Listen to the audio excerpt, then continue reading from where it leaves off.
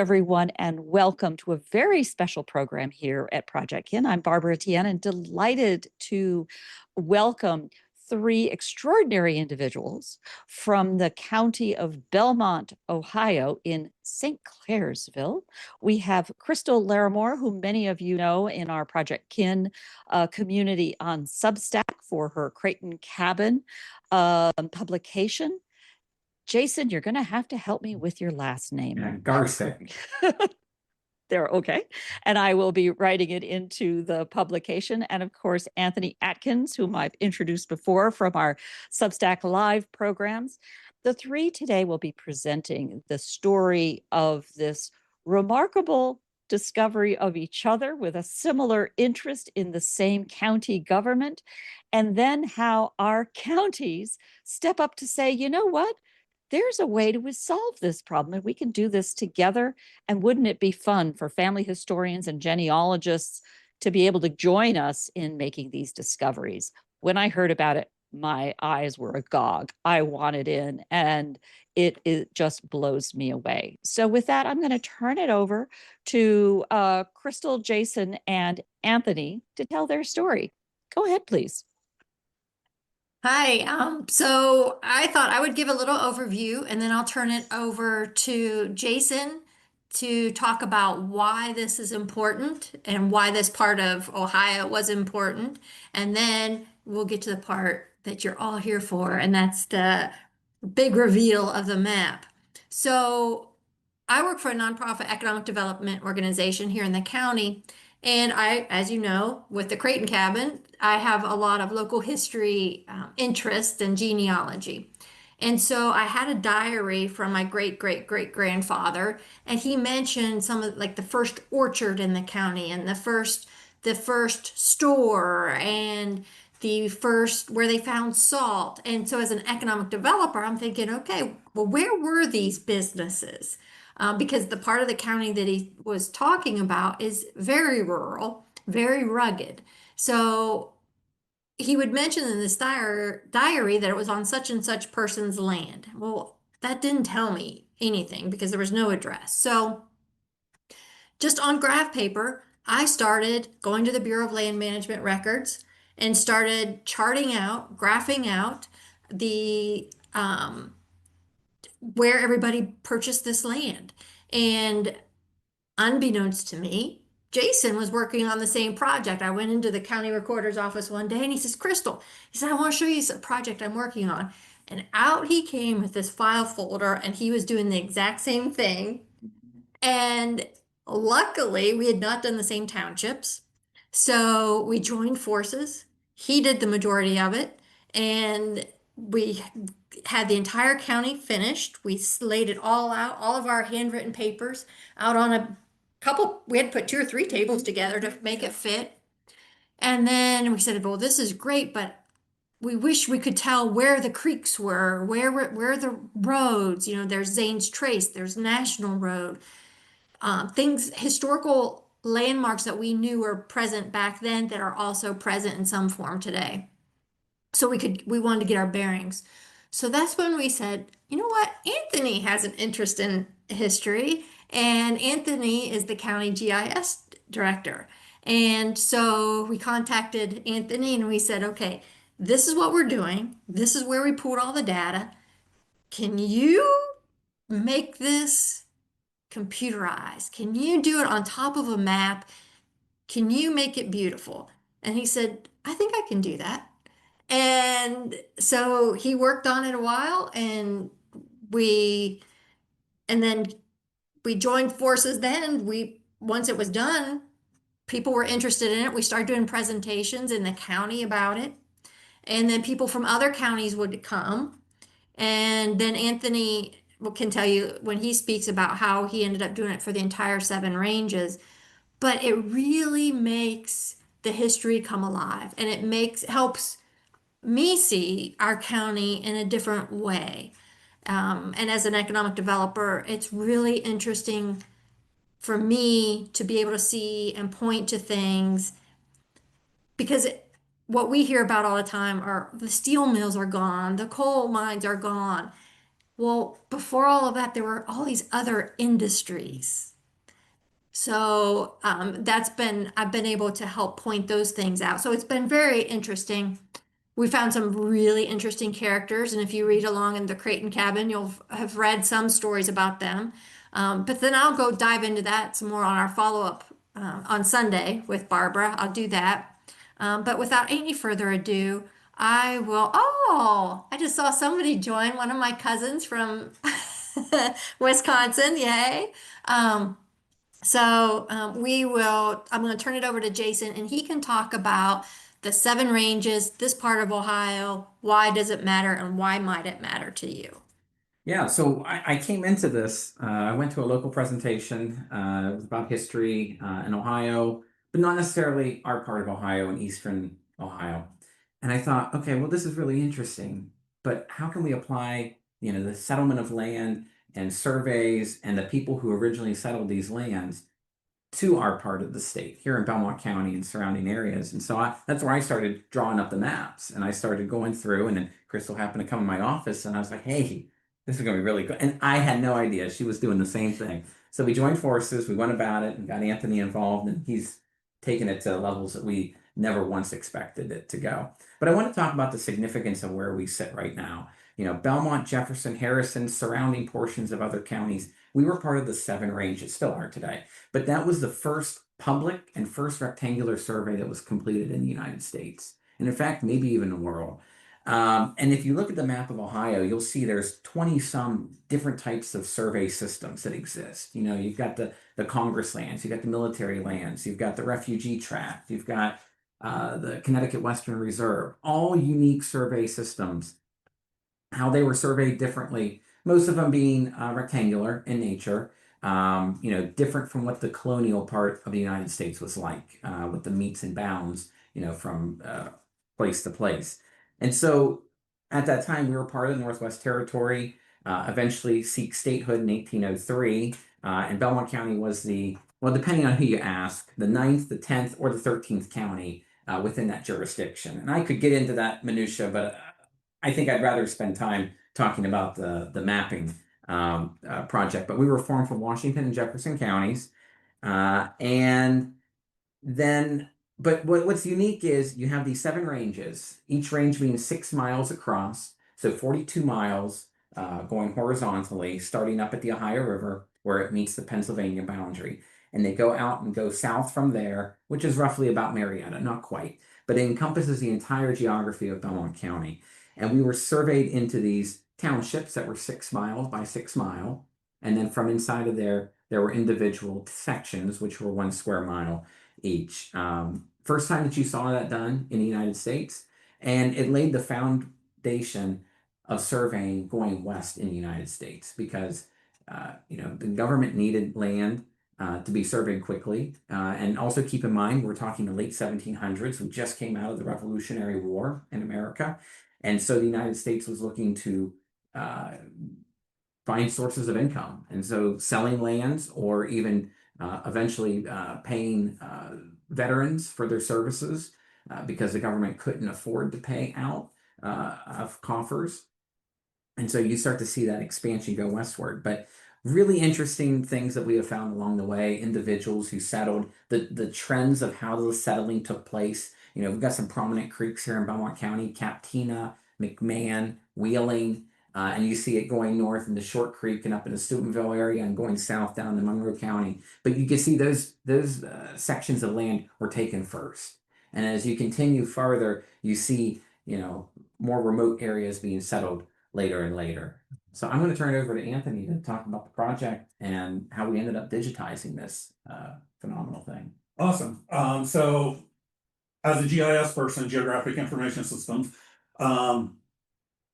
when anyone offers data to you, it's one of those things that if you know a GIS person, we'll say yes, even if we're not 100% sure what the data is. So when they came to me and asked if I could do this, my first response was yeah, and then I got into the finding out if it could be done. The fact that a common feature, the PLSS system was used, and that feature is all over the place, made it super easy. So web map application, essentially an application. So it's a web map application, essentially an application. So it's a web map application, essentially an application. So it's a web map application, essentially an application. So it's a web map application, essentially an application. So it's a web map application, essentially an application. So it's a web map application, essentially an application. So it's a web map application, essentially an application. So it's a web map application, essentially an application. So it's a web map application, essentially an application. So it's a web map application, essentially an application. So it's a web map application, essentially an application. So it's a web map application, essentially an application. So it's a web map application, essentially an application. So it's a web map application, essentially an application. So it's a web map application, essentially an application. So it's a web map application, essentially an application. So it's a web map application, essentially an application. So it's a web map application, essentially an application. So it's a web map application, essentially an application. So it's a web map application, essentially an application. So it's a web map application, essentially an application. So it's a web map application, essentially an application. So it's a web map application, essentially an application.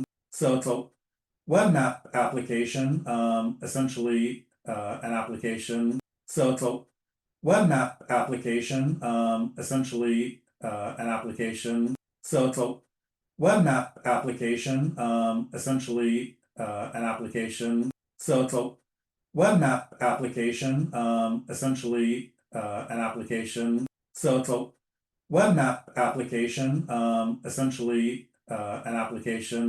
So it's a web map application, essentially an application.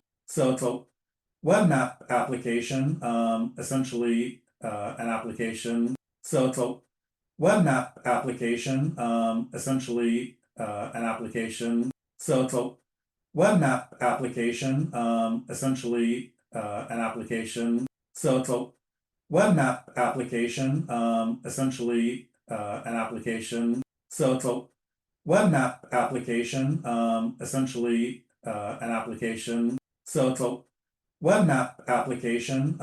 essentially an application. So it's a web map application, essentially an application.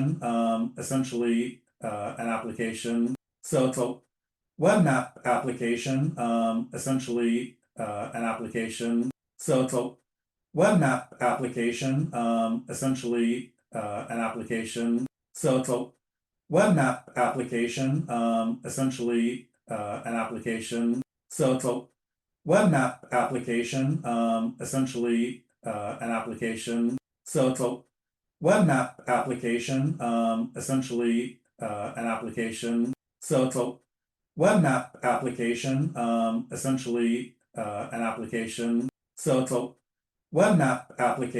web map application, essentially an application. So it's a web map application, essentially an application. So it's a web map application, essentially an application. So it's a web map application, essentially an application. So it's a web map application, essentially an application. So it's a web map application, essentially an application. So it's a web map application, essentially an application. So it's a web map application, essentially an application. So it's a web map application, essentially an application. So it's a web map application, essentially an application. So it's a web map application, essentially an application. So it's a web map application, essentially an application. So it's a web map application, essentially an application. So it's a web map application, essentially an application. So it's a web map application, essentially an application. So it's a web map application, essentially an application. So it's a web map application, essentially an application. So it's a web map application, essentially an application. So it's a web map application, essentially an application. So it's a web map application, essentially an application. So it's a web map application, essentially an application. So it's a web map application, essentially an application. So it's a web map application, essentially an application. So it's a web map application, essentially an application. So it's a web map application, essentially an application. So it's a web map application, essentially an application. So it's a web map application, essentially an application. So it's a web map application, essentially an application. So it's a web map application, essentially an application. So it's a web map application, essentially an application. So it's a web map application, essentially an application. So it's a web map application, essentially an application. So it's a web map application, essentially an application. So it's a web map application, essentially an application. So it's a web map application, essentially an application. So it's a web map application, essentially an application. So it's a web map application, essentially an application. So it's a web map application, essentially an application. So it's a web map application, essentially an application. So it's a web map application, essentially an application. So it's a web map application, essentially an application. So it's a web map application, essentially an application. So it's a web map application, essentially an application. So it's a web map application, essentially an application. So it's a web map application, essentially an application. So it's a web map application, essentially an application. So it's a web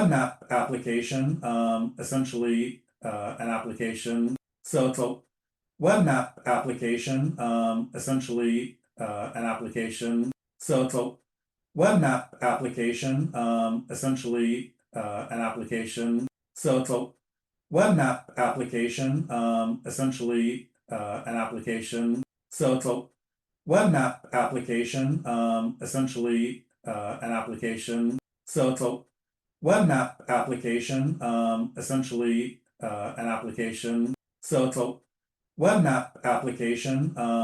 web map application, essentially an application. So it's a web map application, essentially an application. So it's a web map application, essentially an application.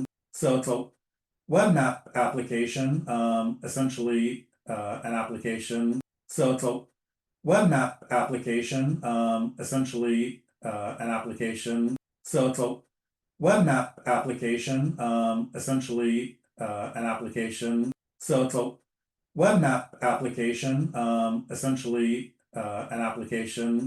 So it's a web map application, essentially an application. So it's a web map application, essentially an application. So it's a web map application, essentially an application. So it's a web map application, essentially an application. So it's a web map application, essentially an application. So it's a web map application, essentially an application. So it's a web map application, essentially an application. So it's a web map application, essentially an application. So it's a web map application, essentially an application. So it's a web map application, essentially an application. So it's a web map application, essentially an application. So it's a web map application, essentially an application. So it's a web map application, essentially an application. So it's a web map application, essentially an application. So it's a web map application, essentially an application. So it's a web map application, essentially an application. So it's a web map application, essentially an application. So it's a web map application, essentially an application.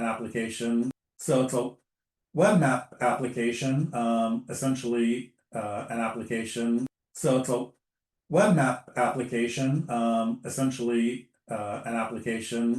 So it's a web map application, essentially an application. So it's a web map application, essentially an application. So it's a web map application, essentially an application. So it's a web map application, essentially an application. So it's a web map application, essentially an application. So it's a web map application, essentially an application. So it's a web map application, essentially an application. So it's a web map application, essentially an application. So it's a web map application, essentially an application. So it's a web map application, essentially an application. So it's a web map application, essentially an application. So it's a web map application, essentially an application. So it's a web map application, essentially an application. So it's a web map application, essentially an application. So it's a web map application, essentially an application. So it's a web map application, essentially an application. So it's a web map application, essentially an application.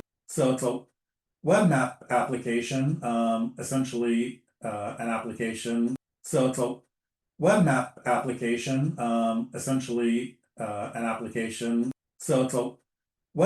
application, essentially an application. So it's a web map application, essentially an application.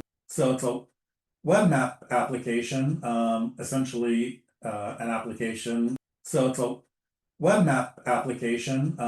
essentially an application. So it's a web map application, essentially an application. So it's a web map application, essentially an application.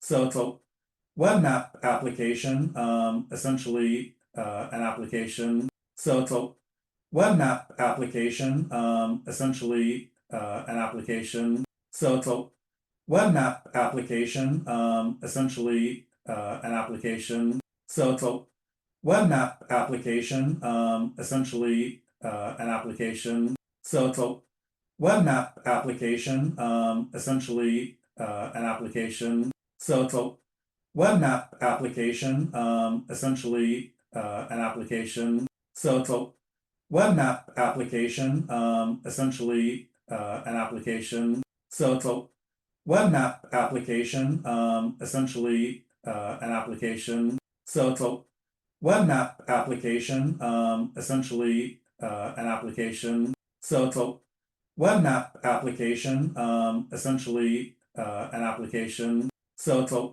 web map application, essentially an application. So it's a web map application, essentially an application. So it's a web map application, essentially an application. So it's a web map application, essentially an application. So it's a web map application, essentially an application. So it's a web map application, essentially an application. So it's a web map application, essentially an application. So it's a web map application, essentially an application. So it's a web map application, essentially an application. So it's a web map application, essentially an application. So it's a web map application,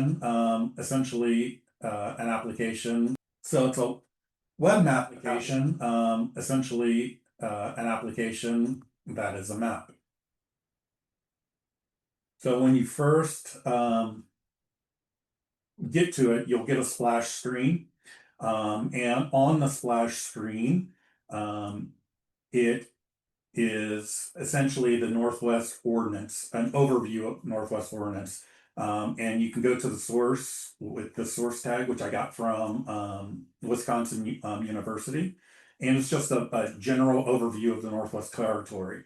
So when I decided to do the Northwest Territory and expanding west, I wanted to make this more of an educational tool, not just for any one particular group, but for anyone. So not only genealogists and teachers, instructors can use this site to sort of learn. So I tried to add as much information as possible. So with on the image of the Northwest of the Ordinance of 1787, if you click it, it brings up a scan of the original document.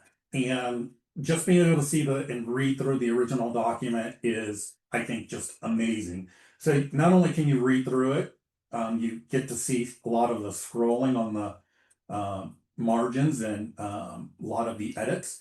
Now, the one cool thing I like about this ordinance is that the sixth article, there was a lot of debate about whether the sixth article pertains to slavery in the new territory, and for the most part, it was going back and forth.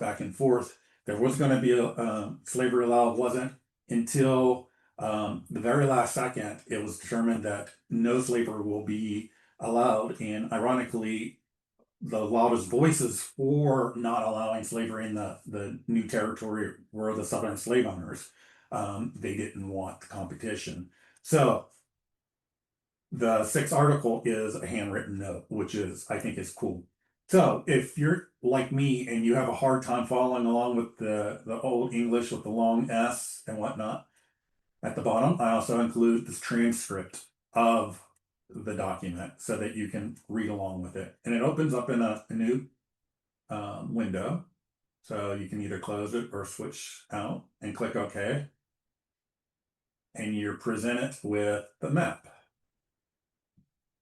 It opens up to the entire 7 ranges without the actual patents listed.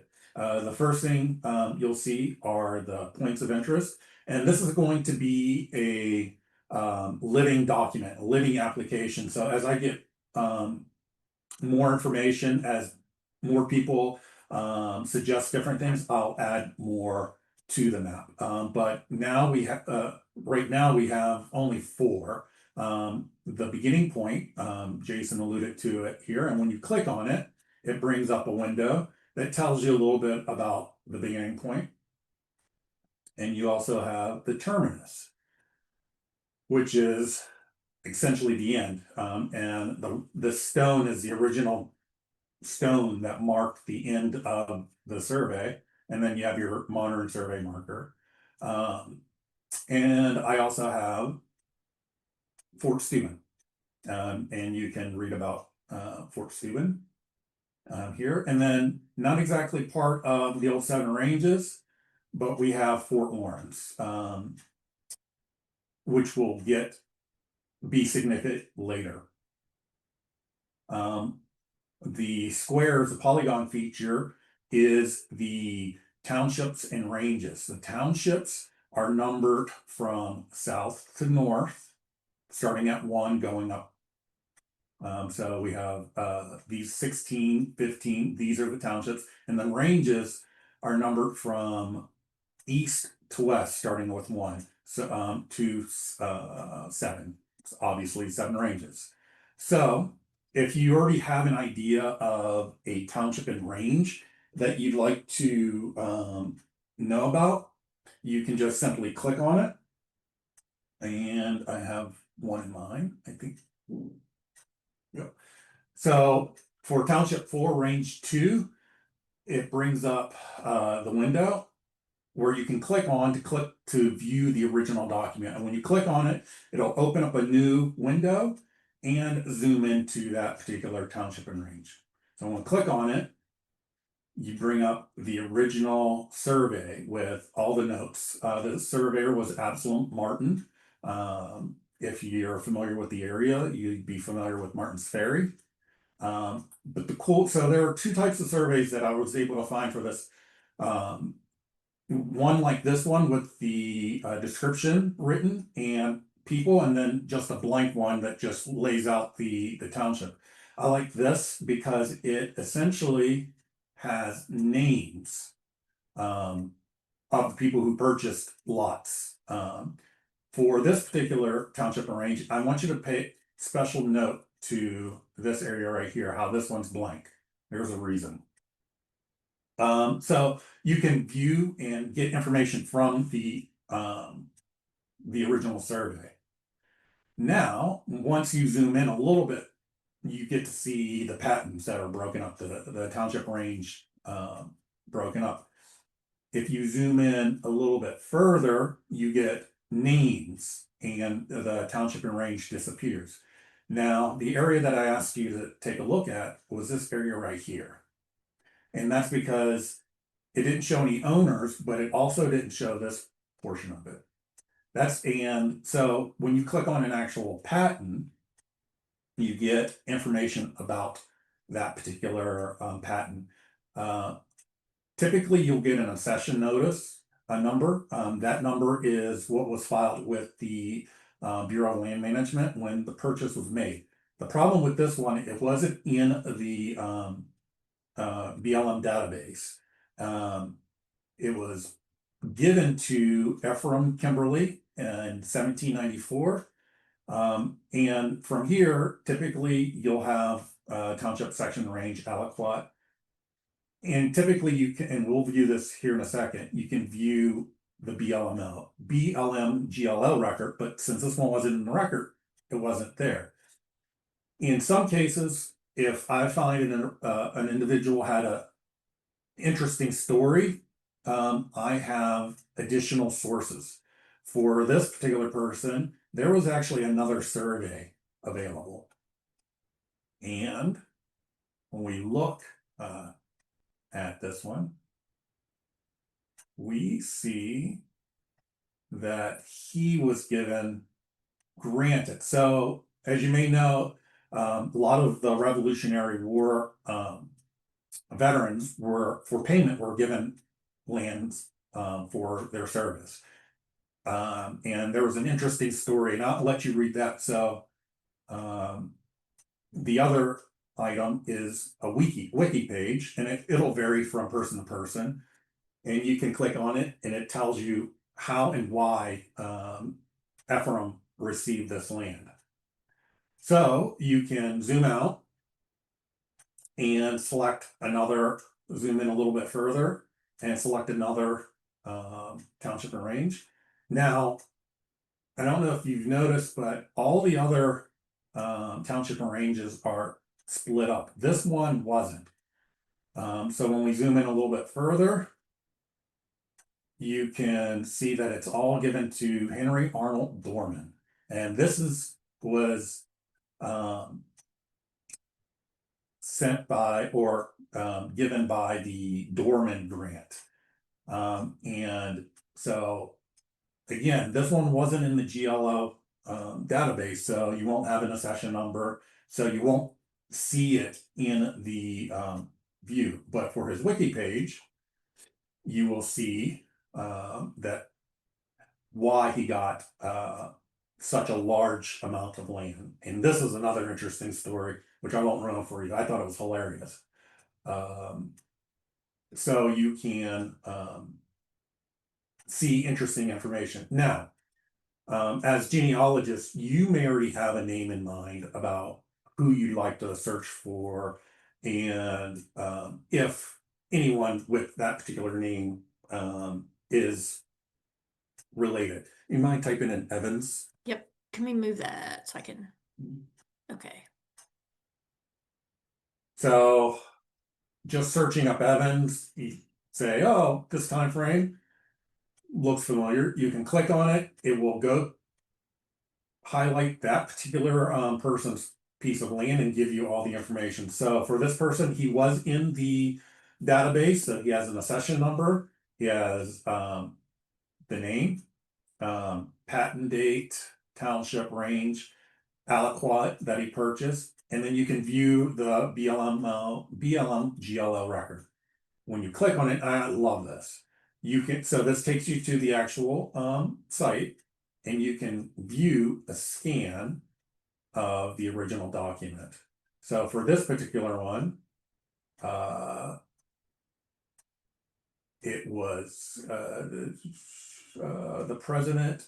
Yeah, you get the signature of the president, and it lists out the patent and what's owned, and it was signed by whoever was president at the time. And if you think this person might be a relative and you have a subscription to familysearch.org, you can click on that link and you're presented with the search results. If you were to go to the site and search for it, you'd have to sign in, and then you're given this information.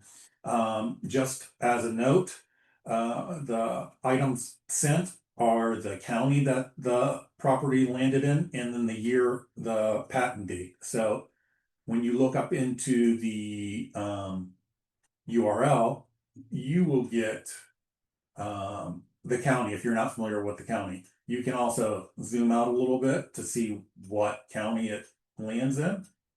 For this particular one, it's Harrison. Or you can look at the URL, Harrison, and for any date, 1830. And the last thing, knowing that not every piece of data is perfect, and I'm of the idea that the hive mind is a lot smarter than any individual minds. So if anyone comes across a mistake, they have the ability. So for instance,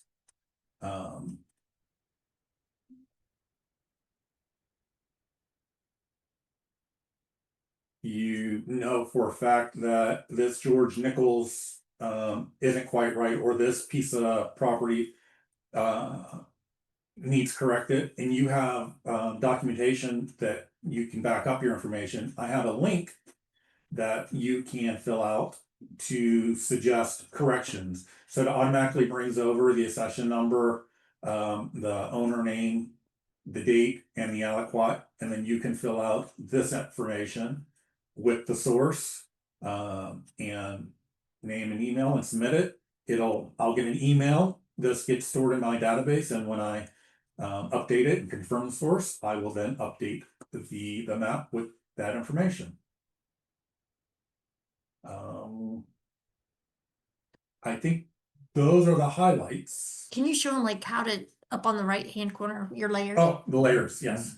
So a lot of times, especially when you're zoomed in, you want to be able to view the map underneath. So for that you can click here, you can hide labels, and you can set the transparency. So if you want to see, lighten it up to see the roads or the streams, you can lighten the transparency, close it. You can hide the labels if they get too messy. Also, so the township and range, sometimes when you're zoomed in, notice how the township and range is still visible. So when you click on it, you'll get the township and range. You can actually also change the visibility range of the township and range, so you can turn them off completely, or just say, when I'm here, I don't want them turned on, so that now at this level, you can click on things and the township and range feature disappears. And you can also just simply turn them off with a click of the button as well. And when you click on this feature, it brings up the symbology of the feature. And actually, the view is perfect for this. So what Crystal was mentioning earlier is the how everyone was where they settled first, around the streams and rivers and creeks. And let me change transparency. This color scheme makes it perfect to see. So the purple are the earliest ones, and you'll notice darker are around the major creeks and rivers, and then as you get older and further away is where you get the greens to the oranges. I also noticed that Belmont and Jefferson County is where most of the developers purchased first. So you have the larger pieces of property before they were split up and broken up into smaller and sold off then. And that's pretty much. So we can, if you want to, we can take some questions now, and that might lead us to some stories, but we want to make sure we delve into things that are important to our viewers. So feel free to ask questions, or how do we do something, or how you can replicate it, or whatever.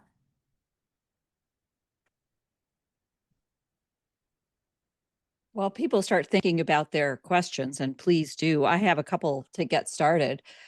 Two things. First, you referenced the PLSS as a common system used. Can you spell that out a little bit?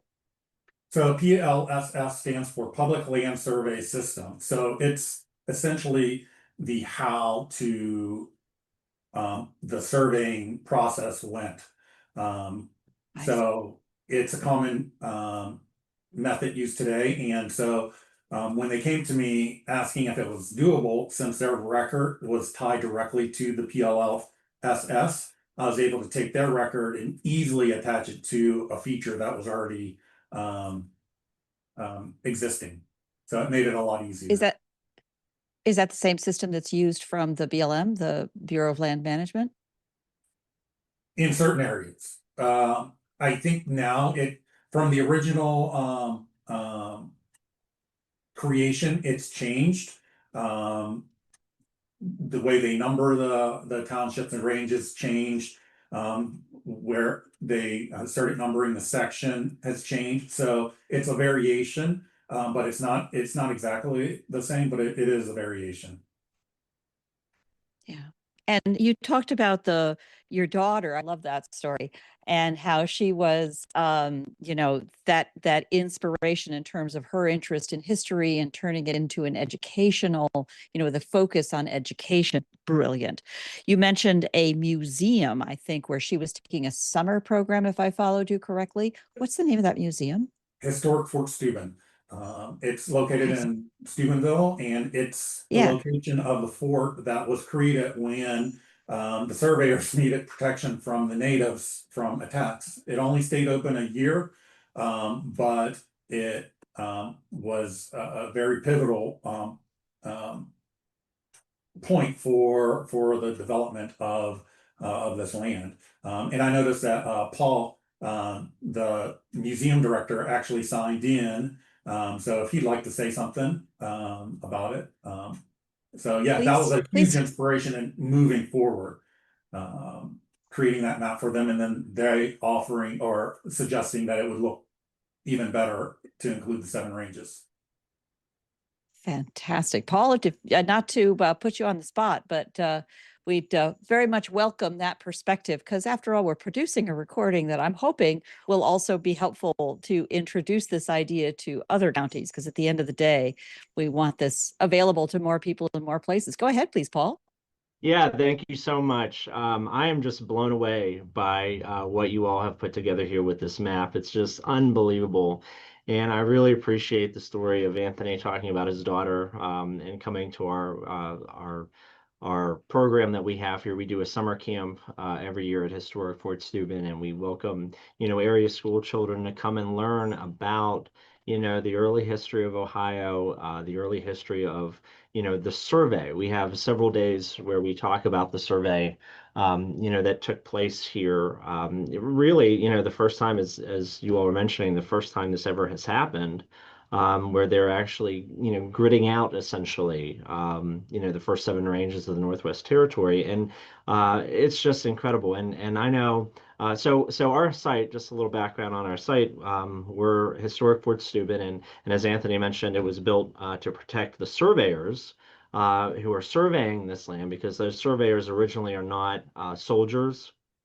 They're not prepared to, have any sort of, interactions, with the Native American population that is here. Because when you look back historically, there were some treaties that were signed, and some tribes in this area did, they did, take care of those treaties, or they didn't recognize those treaties, but there were other tribes that were not so happy about those treaties. So, the surveyors do encounter those folks out here, and they actually tried once in 1785, and then they come back later in 1786 to sort of, really, nail down the survey.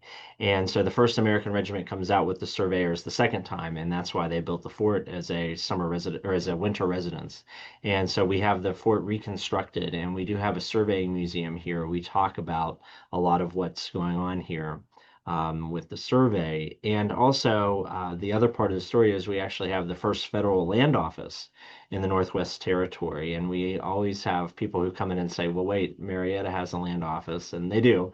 That's actually older than ours, but ours is the first federal land office, the first, federal building, basically. And so people are coming here to purchase land. So people come and please excuse my phone that's ringing, but people come and they're looking for history, because we have the original building. They're looking for the records. And so I always, direct them to the Bureau of Land Management. But with this wonderful survey that you all did with being able to research and drill down just right on these places, it's absolutely incredible. So I am just thrilled to pieces that we have this resource, and I just congratulate all of you for working so hard on it. And it's just absolutely beautiful. And I know it'll be a huge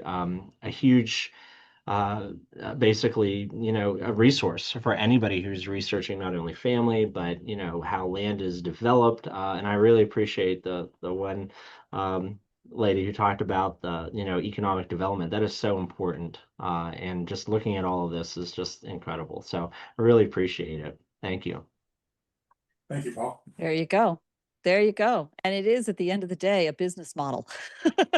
The federal government didn't have the cash in the bank to pay people. The federal government needed a way to raise cash. So, hey, what do you have? You got property. It's absolutely brilliant. And Paul, just a little offer from here over at Project Ken. Be happy to chat with you afterwards about ways that we might be helpful to support these kinds of educational missions with data and things that might support at distance and helpful. Bill, you have a question there. So is this all publicly available at that URL? I'll paste the URL in again. But Crystal, Jason, Anthony, if you want to speak to where you're going with this and in terms of making it public? So yes, it's currently on the Belmont County GIS servers, and it's public for anyone and everyone, no matter where you are. I do plan on expanding on it. I'm not sure if I'll get all of Ohio. So I plan on expanding on it based off of my own curiosity and challenges. And the next section is one that it's a smaller section, but I just think it's good. It should have a whole bunch of really cool stories, and that is the donation tracks. If you're familiar with this time and this what was going on at the time, you had the Ohio Company, Land Company, southwest of here, who had purchased property and selling property like crazy and to everyone and anyone. As they were selling property, they had influx of Native American attacks. And I think this is funny because this is what I see as typical 18th century rich person problem solving. They're sitting there as like, how do we solve this project? And someone just said, let's put poor people there. So they came up with a buffer track where they don't literally allow people to live in this area as long as they knew that they will be a buffer between the landowners that paid and them, between them and the Native Americans, and that the chance of being attacked was very high. So my idea is that in order for you to willingly move your family to this area, there has to be some characters to research and have amazing stories about. So I'm not sure when I'll start or even finish it, but that's definitely going to be the next product that is added to this map. That's fantastic. This is called the donation tracts, Yes, you said? it is mostly in Washington County. It would have been southwest of bordered the southwest end of the old Seven Ranges. I don't remember the dimensions, but it's considerably smaller. I think it encompasses 8 township and range sections. So it's significantly smaller, but it's also broken up differently by lots instead of by township, section, and range. So it's going to take a little bit longer to actually digitize, but it should be very interesting. Absolutely.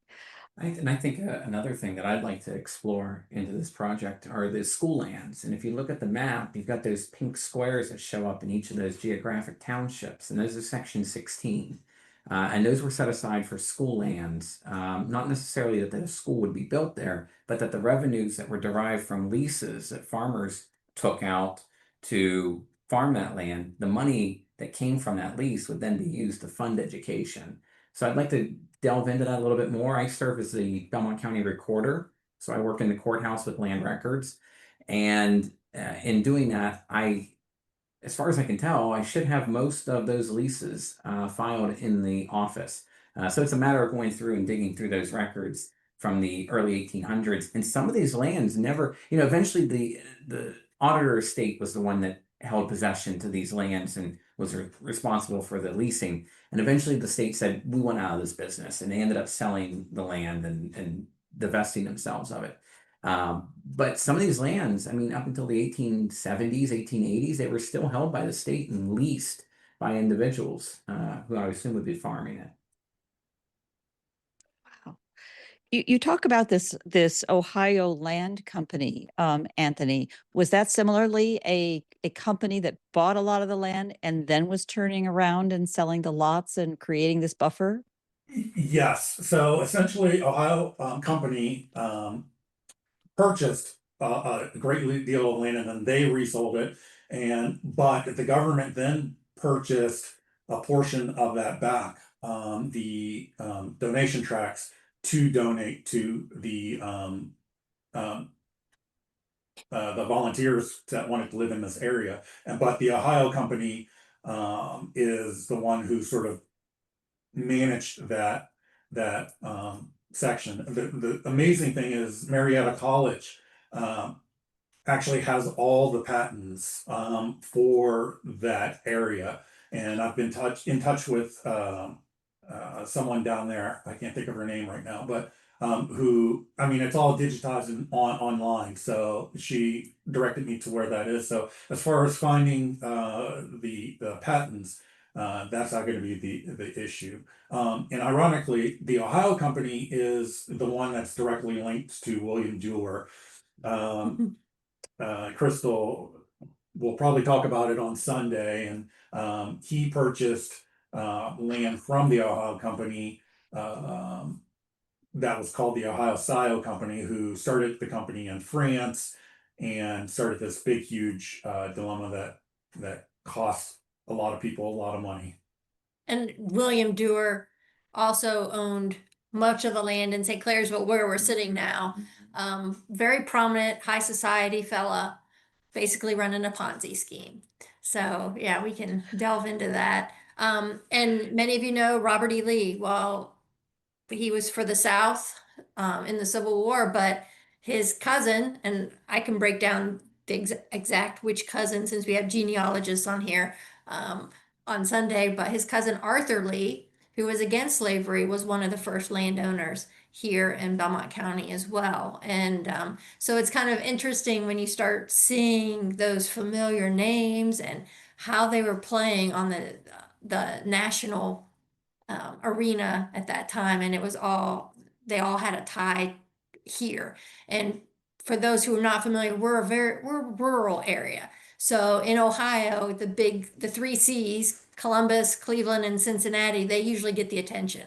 And we're over here in the eastern part, very much more rural, but yet we played such a pivotal role in westward expansion and in the country. So it's kind of fun to see that and see through looking at these maps and who was here.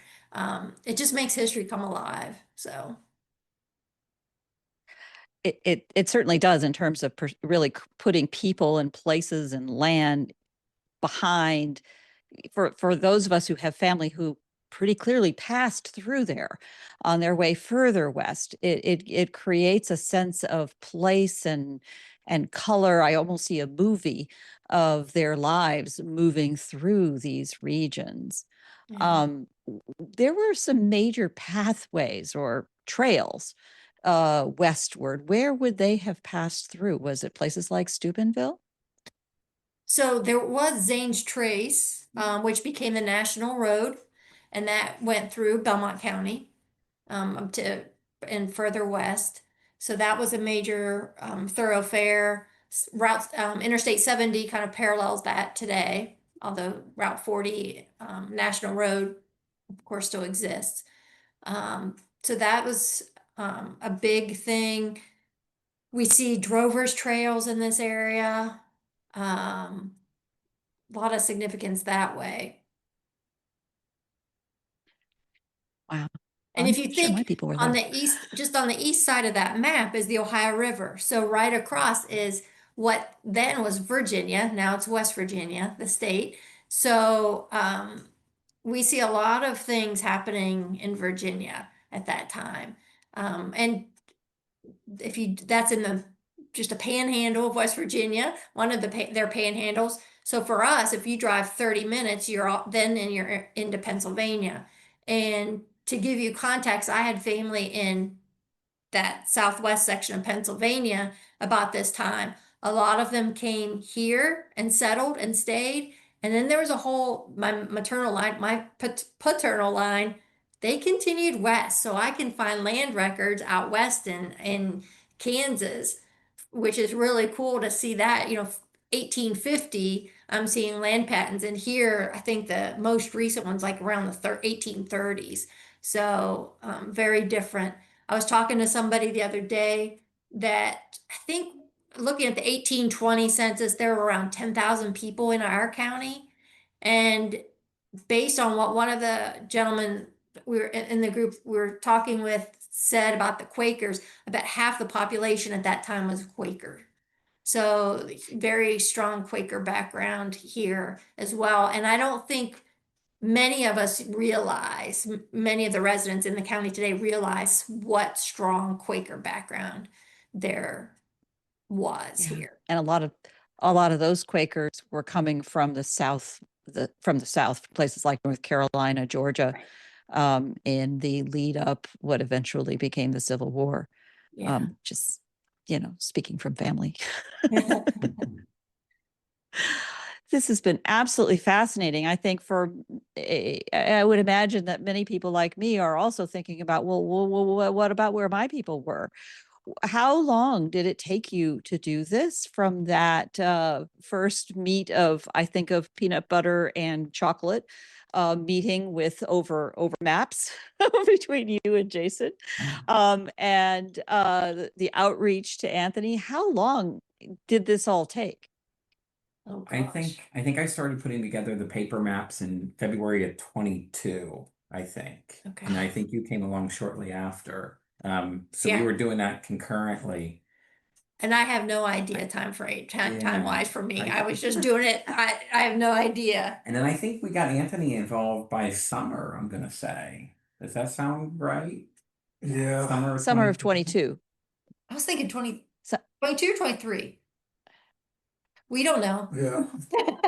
I mean, I can go back and look at my that's how a email. labor of love works. Yeah, we don't know.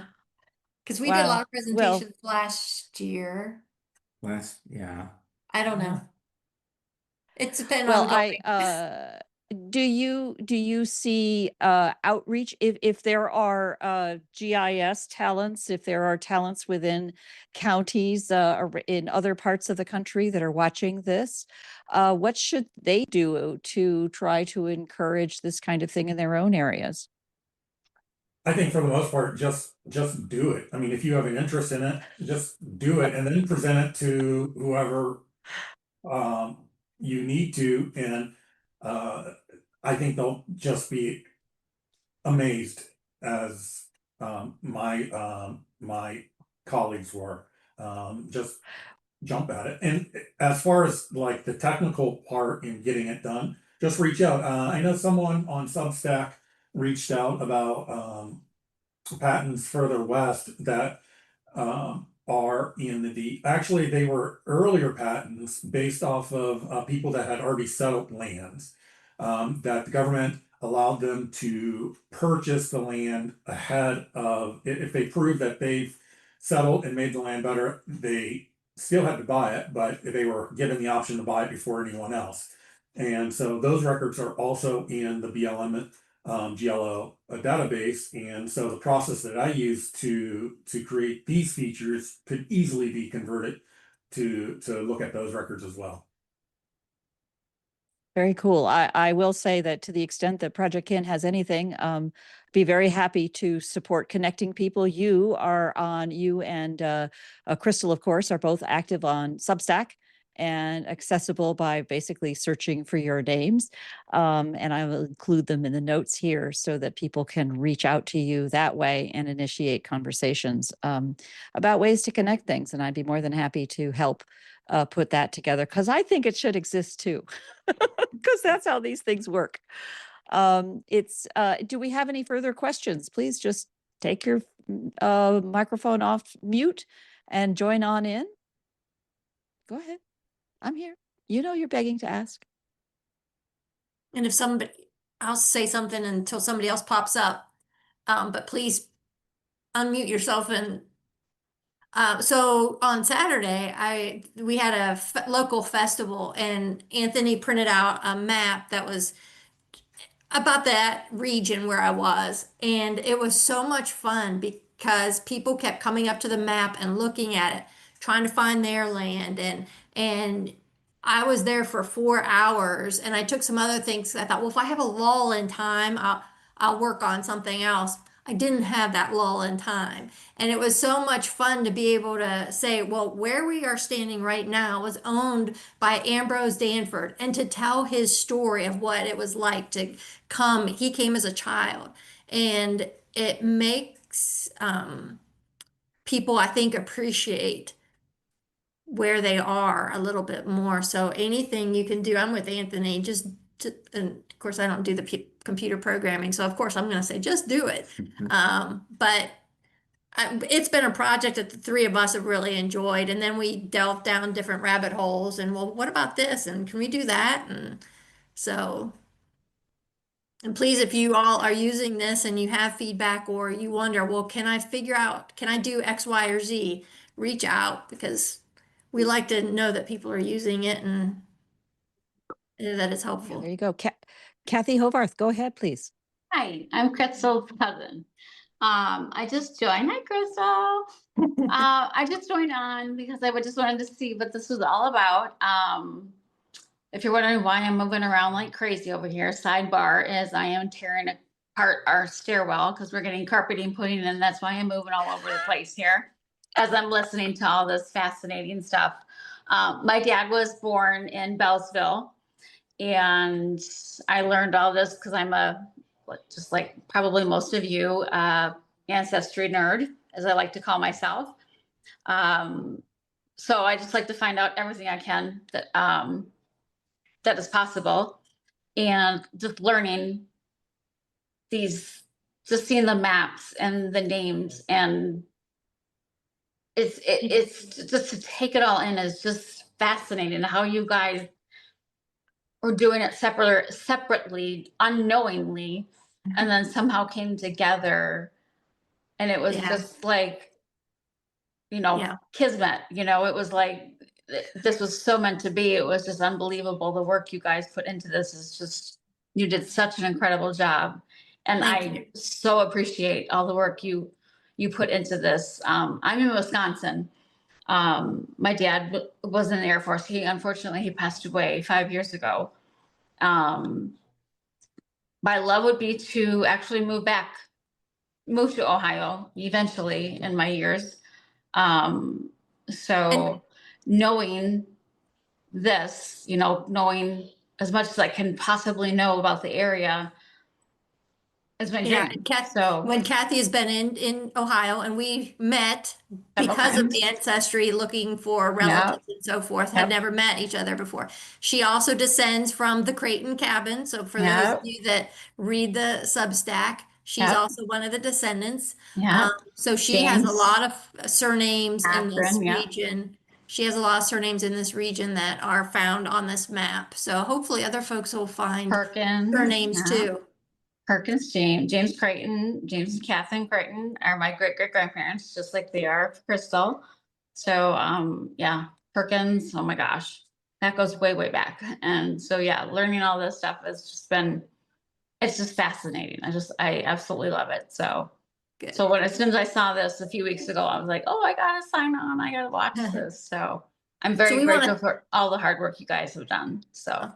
Well, thanks. And I want to thank Barbara for hosting us and for doing this today, because this is, it was kind of perfect timing for us and for Anthony to roll this out. And we appreciate Barbara and all she's done to share this with all of you. And for everyone that attended, we've got people all over the world on today, so I appreciate that. Yeah, that's awesome. Well, that's not just a coincidence either. It was in fact Jennifer Jones, who was one of our first ones to sign on here, who hosts our Project Kin's Speakers Corner series. And Crystal contacted Jennifer about this project, and was this maybe a fit for the Speakers Corner? And I think there's going to be some other opportunities for you on the Speakers Corner, but this one is really special. And I think, I was touched by your description, Anthony, of surveyors sitting there worried about these attacks. You know what those guys were? Those were nerds of their day. They were the specialists. They were the nerds of their day, saying, hey, I do this job. This is the math job that I do. I do my job. Don't give me an arrow, and protecting them. And that's, to me, synthesizes what this is all about, is creating a safe space for all of us in our own nerdy ways to get into this data and really learn about who the people were who crossed these lands before, what their stories are, because we really are all about our stories and where it's going to take us. And I'm deeply, deeply grateful for the three of you in starting this fire. Yes, absolutely. You're not done. You're not done. No. And so all of you, if you want to join me in thanking them, we will take this recording, close this program and take the recording offline, and I'll be posting it to Project Kin, our Substack, but you can get there if you're not familiar with it at projectkin.org and sign up to get the recording right away. And then I'll be exploring who hasn't signed up and gotten it yet and still manually get out there and get it to you, because that's just how we roll around here. I feel so strongly this has just been fantastic, and I look forward to the expansions and growth and all the other ways in which we're going to take this brilliant idea and share it with the rest of the world and expand it in Ohio. I got peeps in Ohio too. Further west. Oh, man. Thank you all. Thank you. Thank you you so much. Bye. Bye-bye now. Bye.